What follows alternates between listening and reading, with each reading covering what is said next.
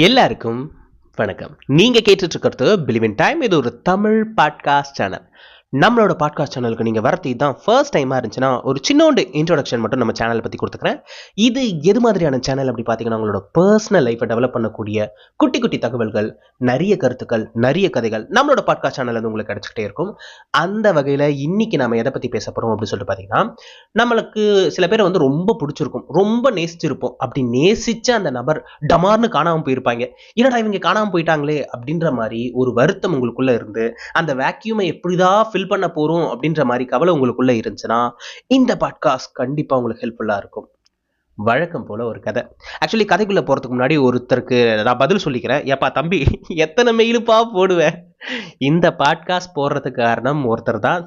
ஏன்னா அவர் வந்து reminder 1, reminder 2, reminder 3 அப்படின்ற மாதிரி இந்த விஷயத்தை பத்தி பேசுங்க அப்படின்றத சொல்லிட்டே இருந்தாரு. மனுஷன் எங்கேயோ சமத்தே அடி வாங்கியிருக்கான் போல இருக்கு. சரி, ஓகே, பாப்போமே. சரி, வழக்கம் போல ஒரு கதை. ஒரு ஊர்ல வந்து ஒரு நண்டு இருக்கு. அந்த நண்டு பாத்தீங்கன்னா கடலுக்கு ரொம்ப பக்கத்திலே இருக்கு. அதாவது கடற்கரை இருக்கும் பாத்தீங்களா, அந்த கரையிலேயே அந்த நண்டு வந்து வசிச்சுட்டு இருக்கு. அந்த நண்டோட வேலை என்ன அப்படின்னு சொல்லிட்டு பாத்தீங்கன்னா, காலங்காத்தால அந்த ஓட்டையில இருந்து வெளியே வரும். வெளியே வந்ததுக்கு அப்புறம் சூரியனை பார்க்கும். சூரியனோட அழகை ரசிச்சுட்டு அப்படியே கடல்ல வந்து ஒரு சின்ன வாக் போகும். அந்த காத்தை ரொம்ப ரசிக்கும். அந்த நண்டு பாத்தீங்கன்னா அந்த சூரியனை ரசிச்சுச்சு, அதே மாதிரி அந்த கடல்ல நடக்கிற அந்த வாக்கை ரசிச்சுச்சு, காத்த கூட ரசிச்சு. ஆனா அந்த கடல் அலையை வந்து அதுக்கு சுத்தமா பிடிக்கவே பிடிக்காது.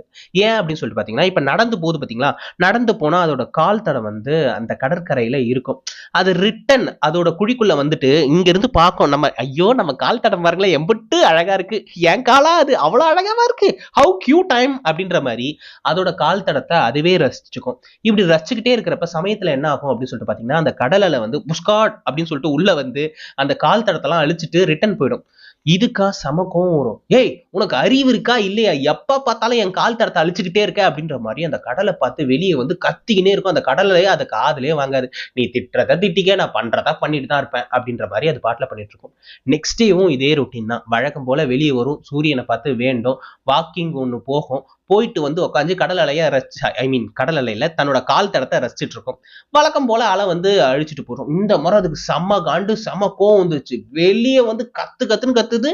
அதோட 4 தலைமுறையோட தோண்டி எடுத்து திட்டிடுச்சு. ஆனாலுமே என்ன பண்றது, கடல் அலை கண்டுக்கவே இல்லை. அது எப்பவும் போல பண்ணிக்கிட்டே இருக்கு. இதே மாதிரி தொடர்ச்சியா இது நடந்துகிட்டே இருக்கிறப்ப அது மனசுல நினைக்குது, இந்த கடல் அலை எவ்வளவு மோசமானது. மனுஷங்களோட மனசை புரிஞ்சுக்க தெரியாம நாம தான் இத்தனை வாட்டி சொல்றோமே என் கால் தடத்தை அழிக்காத அழிக்காதன்ட்டு, கொஞ்சமாச்சும் அறிவு இருக்கா, டெய்லி வந்து அழிச்சிட்டு போகுது. சில பேர் எப்படிதான் அப்படி சூடு சொரணையே இல்லாம இருக்காங்களோ தெரியல அப்படின்ற மாதிரி இது வந்து எப்பவுமே வந்து கடல் அலையை திட்டிக்கிட்டே இருக்கும். ஒரு நாள் என்ன நடக்குது அப்படின்னு சொல்லிட்டு பாத்தீங்கன்னா, அந்த கடலுக்கு பக்கத்துல ஏதோ ஒரு நரி வந்து உழவிட்டு இருக்கு. அது என்ன பண்ணுது, தனக்கு ஸ்நாக்ஸ் வேணுமே சாப்பிட்றதுக்கு. ஸோ அதனால வந்து சாப்பிட்றதுக்கு ஏதாவது கிடைக்குமா அப்படின்ற மாதிரி பார்த்துட்டு இருக்கப்ப திடீர்னு இந்த நண்டோட கால் தடத்தை கடற்கரையில பாக்குது. ஆத்தி, கடல் நண்டா, ஐயோ என்ன டேஸ்டா இருக்குன்றீங்க, அதை அப்படியேவும் சாப்பிடலாம், ஃப்ரை பண்ணியும் சாப்பிடலாம் அப்படின்ற மாதிரி அந்த நரி வந்து இமேஜின் பண்ணிக்குது. கண்டிப்பா இன்னைக்கு நமக்கு ஹெவி ஃபுட் இருக்கு, ஒரு புடி அப்படின்ற மாதிரி அங்க தேடிக்கிட்டே இருக்கிறப்ப வந்து இந்த நண்டோட கால் தடத்தை ஃபாலோ பண்ணி வந்துகிட்டே இருக்கு. இதை அந்த குழிக்குள்ள உட்காந்துட்டு இருக்க நண்டும் பாக்குது. ஐயோ என்னடா இது, நம்ம கால் தடத்தை வச்சு ட்ராப் பண்ணி நம்ம வீட்டுக்குள்ளேயே வந்துருமோ அப்படின்ற மாதிரி உள்ள பயந்துகிட்டே இருக்கு. பயந்து என்ன புண்ணியம், வழக்கம் போல அந்த அலை ஒரு அடி அடிச்சிச்சு, மொத்த கால் தடத்தையும் அழிச்சிருச்சு. அடிச்ச உடனே நரி கன்ஃபியூஸ் ஆயிடுது. ஐயோ கரெக்டா தானே வந்துட்டு இருந்தோம், எங்க போச்சு கால் தடம், கால் தடம் இங்க இருந்து கால் தடம் அப்படின்ற மாதிரி நரி வெக்ஸ் ஆகி ரிட்டர்ன் போயிடுச்சு. இத்தனை நாள் அந்த கடல் அலைய பயங்கரமா திட்டிட்டு இருந்த அந்த நண்டு ஃபர்ஸ்ட் டைம் ரியலைஸ் பண்ணுது, ஐயோ நம்ம கால் தடத்தை அழிச்சது அந்த கடல் அலை தானே, அந்த கடல் அலை மட்டும் இன்னைக்கு அந்த கால் தடத்தை அழிக்காம இருந்துச்சுன்னா நாம இந்நேரத்துக்கு ப்ரையா இருப்போம் அப்படின்றத அந்த நண்டு ஃபீல் பண்ணுது. அந்த நண்டு போயிட்டு கடல் அலை கிட்ட மன்னிப்பு கேட்குது. நல்ல வேலை, எனக்கு இத்தனை நாள் புரியல, என்னோட கால் தடத்தை நீ ஏன் அழிக்கிறேன்னு எனக்கு புரியல, ஆனா நீ அழிச்சதுக்கு பின்னாடி ஒரு காரணம் இருக்குன்னு எனக்கு இப்பதான் புரியுது அப்படின்ற மாதிரி பாராட்டுது. அது பாராட்டத்தையும் அந்த கடல் அலை வந்து பெருசா காதுக்குள்ளேயே வாங்கல. அது எப்பவும் போல அடிச்சுக்கிட்டே இருக்கு. நீ திட்டினாலும் அது ரியாக்ட் பண்ணல, நீ வந்து பாராட்டினாலும் அது ரியாக்ட் பண்ணல. அது தன்னோட வேலையை பாட்டுல பார்த்துட்டு இருக்கு. பட் அந்த கடல் நண்டு வந்து இப்ப அதை ரியலைஸ் பண்ணிடுச்சு. ஓகே, நம்ம வந்து இதுக்கு முன்னாடி ரொம்ப மோசமா நடந்துக்கிட்டோம், இனிமேல் நம்ம வந்து பார்த்து பக்குவமா நடக்கணும் அப்படின்ற மாதிரி அது புரிய வந்துருச்சு.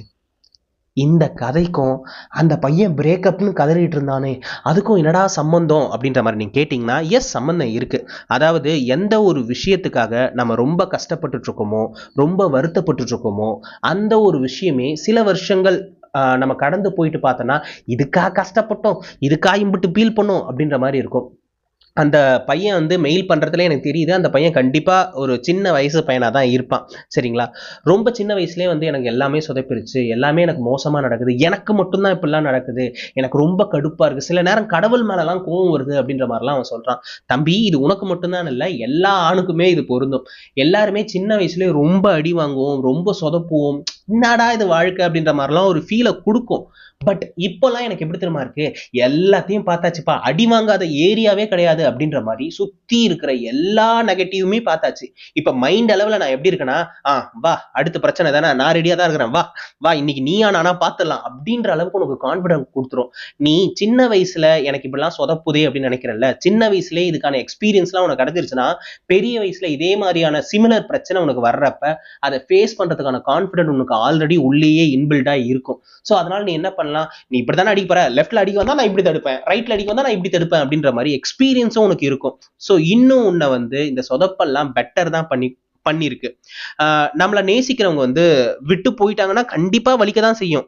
ஆனா அந்த இடத்த இன்னொருத்தர் கண்டிப்பா ஃபில் பண்ண வருவாங்க. சும்மா நீ சொல்லாதப்பா, அப்படிலாம் ஒரு பயலும் வரல, என் வாழ்க்கையை திரும்பி பார்த்தா நான் மட்டும்தான் இருக்கிறேன், வெட்ட வெளியா இருக்கு, ஒருத்தரையும் காணும் அப்படின்ற மாதிரி நீங்க சொன்னீங்கன்னா கரெக்ட் தான். இப்போ நம்ம ஆதார் கார்டு அப்ளை பண்றோம், ஆதார் கார்டு அப்ளை பண்றப்ப அட்ரஸை மாத்தி குத்துட்டீங்கன்னு வைங்களேன், அந்த ஆதார் கார்டு எக்ஸாக்டா நம்ம வீட்டுக்கு வரும் அப்படின்னு நம்ம எதிர்பார்க்கறது எந்த வகையில தப்போ, நீங்க சொல்றதும் கிட்டத்தட்ட அதே மாதிரி தான்.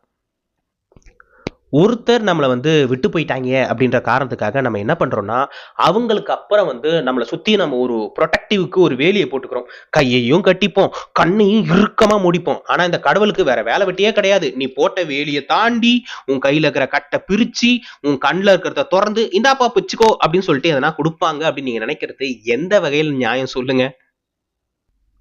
இது ஒன்றும் பாபா படம் இல்லையப்பா. இப்போ நீ வீட்டுக்குள்ளே போயிட்டு கதவை சாத்திட்டு ஊஞ்சலில் உட்காந்துட்டு இருப்ப, ஆனால் எங்கேயோ போகிற மாதிரியாத்தா என் மேலே வந்து ஏறாத்தான்ற மாதிரி அந்த காத்தாடி அதுவா அறந்து அதுவா உன் கதவு கடியில் வந்து நீ உட்காந்துருக்க ஊஞ்சலில் உன் மடியில் வந்து கிடைக்கணும் அப்படின்னு நீ நினைக்கிறது எந்த வகையில் நியாயம் சொல்லு? நீ எப்போ ஒரு விஷயத்துக்கு தயாராக இருக்கியோ அப்போதான் அந்த விஷயம் உனக்கு கிடைக்கவும் வாய்ப்பு இருக்கு. இப்போ நான் அந்த விஷயத்துக்கு என்ன தயார்படுத்திக்கவே மாட்டேன், நான் மனசளவுலையும் ஸ்ட்ராங்கா ஆக மாட்டேன், என்ன ஃபினான்ஷியலாவும் பொட்டன்ஷியலா மாத்திக்க மாட்டேன், நான் எதுக்குமே ரெடியா இருக்க மாட்டேன். ஆனா எல்லா சமயத்திலும் எனக்கு வாய்ப்பு வந்து கிடைச்சுக்கிட்டே இருக்கணும் அப்படின்றது ரொம்ப தப்பான எதிர்பார்ப்பும் கூட. நீ தயாராயிட்டே இரு, உன்னை நீ தயார்படுத்திக்கிட்டே இரு. நீ எந்த விஷயம் வேணும்னு நினைக்கிறியோ அந்த விஷயத்துக்கு உன்னை ரெடி பண்ணிக்கிட்டே இரு. சில பேருக்கு உடனே கிடைச்சிரும், சில பேருக்கு கொஞ்சம் லேட்டா கிடைக்கும். ஆனா நீ அதுக்கு தயாரா இருந்தனா உடனே கிடைக்கிறப்பையும் கிராப் பண்ணிக்க முடியும், கொஞ்சம் லேட்டா கிடைக்கிறப்பையும் அதை ப்ராப்பரா ஹோல்ட் பண்ணிக்க முடியும். ஸோ எதுனாலும் நீ ரெடியா இருக்கணும் தானே. நான் எப்பவுமே எல்லாருக்கும் சொல்ற அதே விஷயம்தான், உனக்கு இளநீ வேணும் அப்படின்னு நினைச்சனா உனக்கு இருக்கிறது ரெண்டே ரெண்டு சான்ஸ் தான். ஒண்ணு தென்னை மரத்துல ஏறி அந்த இளநியை பறிச்சுக்க, அப்படி இல்லையா அந்த இளநீ கீழே விழும் அப்படின்னு சொல்லிட்டு வருஷ கணக்குல இளநிய மேலேயே பார்த்துக்கிட்டே இரு. அப்படியும் இல்லையா, இங்க சில பேர் என்ன பண்றாங்கன்னா 50 ரூபாய் இளநிய காசு கொடுத்து வாங்கி நல்லா வழுக்கையா கொடுங்க அப்படின்ற மாதிரி நோண்டி நோண்டி சாப்பிட்டுட்டு இருப்பாங்க. அவங்க வாயே வியந்து பார்த்துட்டு இருக்காத, சரியா? நம்மளை விட்டு போனவங்களாம் திரும்ப வந்து அவங்க கஷ்டத்தெல்லாம் சொல்றப்ப ரொம்ப கஷ்டமா தான் இருக்கும். அப்படி இருந்தாங்களே இப்போ இப்படி இருக்காங்களே அப்படின்ற மாதிரி உள்ளூர் ஒரு மாதிரி கஷ்டமா தான் இருக்கும், ஆனா உள்ள ஜாலியா தான் இருக்கும். என்னை விட்டு போனால உனக்கு தேவைதான் தேவைதான் தேவைதான் அப்படின்ற மாதிரி உள்ள ஜாலியா தான் இருக்கும். இந்த பக்குவம் உனக்கு கிடைக்கிறதுக்கு நிறைய வருஷங்கள் ஆகும். ஏன்னா இது இன்ஸ்டன்டா கிடைக்காது. அவங்க சொல்ற அதே டைம்ல நீ நல்லா இருந்தா தானே இதை ஃபீலே பண்ண முடியும். நீயே அவங்களுக்கு ஈக்குவலா உன் லைஃப்லயும் கஷ்டத்தை சொல்லிட்டு இருந்தானு ஏன், நல்ல வேலை இந்த பயலை அன்னைக்கே விட்டு போயிட்டேன், இல்லாட்டி இவங்க கூட சேர்ந்து நானும் கஷ்டப்பட்டு இருக்கணும் அப்படின்ற மாதிரி அவங்க உன்னோட இடத்துல உட்காந்து அவங்க ஹாப்பியா ஃபீல் பண்ணிட்டு இருப்பாங்க. லைஃப் இஸ் சோ சிம்பிள் தம்பி.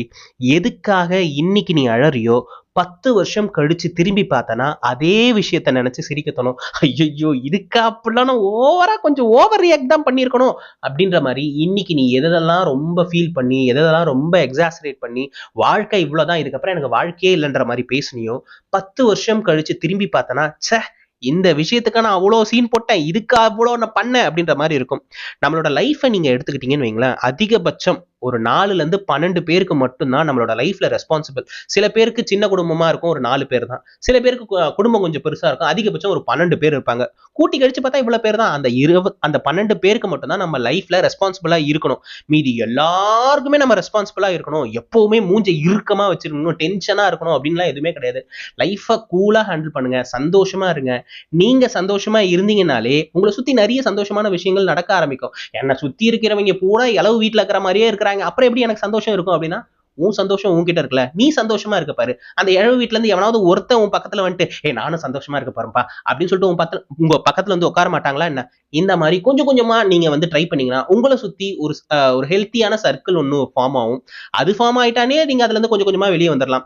இப்போ ஒரு ஜோக் நான் உங்ககிட்ட சொல்றேன்னு வைங்களேன். வாட்டி சொல்றப்ப உங்களுக்கு மேபி சிரிப்பு வரலாம். 2வது வாட்டி சொல்றப்ப இது ஜோக்கு மாதிரி தான் இருக்கு, வேணா சிரிச்சு வைப்போம் அப்படின்ற மாதிரி சிரிப்பீங்க. 3வது வாட்டி நான் அதே ஜோக்க சொல்றேன்னு வைங்களேன், உனக்கு வேற வேலை பொழப்பே இல்ல, ஒரு ஜோக்க வச்சு ஓட்டிட்டு இருக்கான் அப்படின்ற மாதிரி நம்ம நினைப்போம்ல. நம்மளோட கஷ்டமும் கிட்டத்தட்ட அதே தான். ஒரு வாட்டி சொல்லலாம், 2 வாட்டி சொல்லலாம். சும்மா அதே கஷ்டத்தையே சொல்லிக்கிட்டே இருந்தீங்கன்னா கேட்கறவனுக்கு எப்படி இருக்கும்? நம்மளோட பர்சனல் லைஃப்ல ஜோக்குக்கு என்ன வேல்யூ கொடுக்குறோமோ அதே வேல்யூ கஷ்டத்துக்கும் கொடுங்க. ஒரே விஷயத்த திரும்ப திரும்ப திரும்ப திரும்ப சொல்லிக்கிட்டே புலம்பிக்கிட்டே இருக்கிறதுனால அந்த கஷ்டம் மாறப்போதா என்ன? கண்டிப்பா மாறப்போறது கிடையாது. லைஃப் இஸ் அடுத்த கட்டத்துக்கு போகணும்னா மூவ் ஆன் பண்ணுங்க, மூவ் ஆன் பண்ணிக்கிட்டே இருங்க. உங்களோட வாழ்க்கையை உங்களுக்கு என்னென்ன வேணுமோ அது எல்லாத்தையும் போர்சியூ பண்ணிக்கிட்டே இருங்க. உங்களை நீங்க தயார்படுத்திக்கிட்டே இருங்க. நீங்க தயாரா இருக்கும் பட்சத்துல ஒரு வாய்ப்பு உங்ககிட்ட வரும், அந்த வாய்ப்பை சரியா பிடிச்சுக்குங்க. இல்ல அந்த வாய்ப்பு எனக்கு வேண்டாம் அப்படின்னா இன்னும் நல்லா டெவலப் ஆகிட்டே இருங்க, அதை விட ஒரு பெட்டர் வாய்ப்பு வரும். ஸோ அப்ப அதை வந்து நல்லா ஹோல்டு பண்ணிக்கோங்க. ஐ ஹோப் இன்னைக்கு அதை பதிவு அந்த தம்பிக்கு மட்டும் இல்ல, உங்க எல்லாருக்குமே பொருந்தும் நான் நினைக்கிறேன் அண்ட் நம்புறேன். இன்னொரு நாள் இன்னொரு நல்ல கதையோடும் கருத்தோடும் கண்டிப்பா நான் உங்களை வந்து சந்திக்கிறேன். அதுவரை உங்களிடமிருந்து விடைபெறுவது நான் மட்டும்தான். நன்றி. இந்த பாட்காஸ்ட்டை நீங்கள் இவ்வளோ நேரம் கேட்டுருந்தீங்கன்னா I'm really happy for that. So நான் உங்ககிட்ட ஒரு விஷயம் சொல்கிறதுக்கு கடமைப்பட்டிருக்கேன். இப்போ ரீசெண்ட் டேஸில் ஒருத்தங்க எனக்கு கமெண்ட் பண்ணியிருந்தாங்க, நான் இந்த மாதிரி கொஞ்சம் டேஸாக உங்களோட பாட்காஸ்ட் கேட்டுட்ருக்கேன், நான் ட்ராவல் பண்ணிட்டுருக்கப்ப உங்களோட பாட்காஸ்ட் கேட்கறதால அதே மூடோடவே நான் வேலைக்கு போகிறேன், அந்த வேலையில் என்னை பார்க்குற எல்லாருமே ஏதோ சந்தோஷமாக இருக்கிற மாதிரி இருக்குது, என்ன விஷயம் அப்படின்ற மாதிரி கேட்டு போகிறாங்க, எனக்கே தெரியாமல் நான் சந்தோஷமாக ஆகிட்டு இருக்கேன் அப்படின்ற மாதிரி சொல்கிறாங்க. Yes, correct. இதை உங்களோட லைஃப்லையும் கொஞ்சோண்டு யோசிச்சு பாருங்களேன். நம்ம வந்து சோகமாக இருக்கிறதுக்கு தான் காரணம் தேவை, சந்தோஷமாக இருக்கிறதுக்கு காரணம் தேவையே கிடையாது. என்ன ரீசன் நடந்துச்சு என் மூஞ்சி இப்ப சிரிக்கிறதுக்கு அப்படின்ற மாதிரி நிறைய பேர் எப்பவுமே இறுக்கமாவே உங்களோட முகத்தை வச்சுட்டு இருக்கீங்க. கஷ்டமே நடந்தாலும் அதை சந்தோஷமா ஹேண்டில் பண்ணி பாருங்களேன். ஒரு ஸ்டேஜ்ல கஷ்டம் நம்ம பக்கத்துல வரதுக்கே யோசிக்கும். என்னோட ரெகுலர் ஃபாலோவராக இருந்தீங்கன்னா முடிஞ்ச அளவுக்கு ஃபேக்காவது சிரிக்க ட்ரை பண்ணுங்க. ஃபேக்காவே சிரிச்சுக்கிட்டே இருந்தீங்கன்னா ஒரு நாள் அந்த ஃபேக்கான சிரிப்பே நேச்சுரலாக மாறிடும். எப்போ பார்த்தாலும் சிரிச்சுக்கிட்டே பேசுகிறான்ப்பா, அவனுக்கு வேற வேலையே கிடையாது அப்படின்ற மாதிரி நிறைய பேர் சொல்லுவாங்க. எனக்கு இது வந்து ரொம்ப கஷ்டத்தில் தான் நான் ஆரம்பித்தேன். ஏன்னா நான் ரொம்ப கஷ்டமான பேஸில் இருக்கிறப்ப தான் என்ன நானே ஆர்டிஃபிஷியலாக மாற்றிக்க ஆரம்பித்தேன். கொஞ்சம் கொஞ்சமாக சிரிக்க ஆரம்பித்தேன். இப்போ சிரிச்சுக்கிட்டே பேசுறது தான் என்னோட நேச்சுரலாகவே மாறிடுச்சு. இந்த மாதிரி உங்களோட லைஃப்பும் மாறும்னா கொஞ்சம் கொஞ்சமா சிரிக்க பழகுங்க. முகத்தை எப்பவுமே இறுக்கமா வச்சுட்டு இருக்காதீங்க. நம்ம மூஞ்சி உருன்னு இருக்கிறப்ப நமக்கே பார்க்கறதுக்கு நல்லா இல்லைல்ல. அப்பப்போ சிரிச்சுக்கிட்டே இருந்தோம்னா நம்மளை எத்தாப்புல இருக்கிறவங்களுக்கும் நம்மளை பார்க்கறதுக்கு பிடிக்கும், நமக்கே ஒரு ஸ்டேஜ்ல நம்மளை ரொம்ப பிடிக்க ஆரம்பிச்சிடும். ஐ ஹோப் இன்னைக்கு நான் சொல்ல வந்த கருத்தூசி கொஞ்சம் பெரிய ஊசியா போயிடுச்சு. I'm really sorry for that. But எல்லா மனசும் ஒரு சின்னோண்டு பாராட்டுக்கு தானே எங்க கிடக்கு. உங்களுக்கு என்ன பத்தியோ இல்லை இந்த பதிவை பத்தியோ ஏதாவது கருத்து சொல்லணும் அப்படின்னு இருந்துச்சுன்னா மறக்காம அதை வந்து கமெண்ட்ல வந்து போடுங்க. கமெண்ட்ல போதுமான அளவுக்கு எமோஜிஸ்ல சொல்லாதீங்கப்பா. அடிக்கடிக்கு ஏதாவது ஒரு எமோஜிஸை போட்டுறீங்க, இந்த எமோஜிஸ்ல எனக்கு என்ன புரிய போது சொல்லுங்க. போதுமான அளவு வார்த்தையில சொல்லுங்க. ஏன்னா எனக்கு கமெண்ட்ஸ் எல்லாம் படிக்க பிடிக்கும். எந்த அளவுக்கு நீங்க கமெண்ட்ஸ் எல்லாம் சொல்றீங்களோ அந்த அளவுக்கு இன்னும் அதிகமா நல்ல நிறைய விஷயங்களை எடுத்துட்டு வந்து உங்க முன்னாடி சேர்க்கணும் அப்படின்ற ஆர்வம் எனக்கும் வரும். என்னோட சப்ஸ்கிரைபர் கிட்ட நான் எதிர்பார்க்குற அதே விஷயம் தான், அந்த சப்ஸ்கிரைபும் அந்த கமெண்ட்டும் மட்டும் மறக்காம பண்ணி விட்டுருங்க. இதை நீங்க பண்ணிட்டீங்கனாலே நான் பாதிக்கு மேலே சாட்டிஸ்ஃபை ஆயிடுவேன். நான் ஆல்ரெடி சொன்ன மாதிரி நாளைக்கு இன்னொரு கதையோடும் கருத்தோடும் கண்டிப்பா நான் உங்களை வந்து சந்திக்கிறேன். அதுவரை உங்களிடமிருந்து விடைபெறுவது நான் மட்டும்தான். நன்றி.